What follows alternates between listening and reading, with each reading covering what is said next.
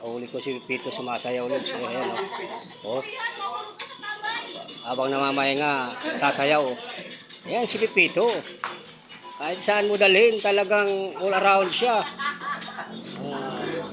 Bukod sa masipag na magaling pa magpatawa, oh. Ganyan ang pahinga niyan. Alibasa, pahinga na. Ayan, pasayaw-sayaw, pampaalis doon ng pagod. Mga lods, ha, pakitulungan si Pipito, ha, na maano sa ormok.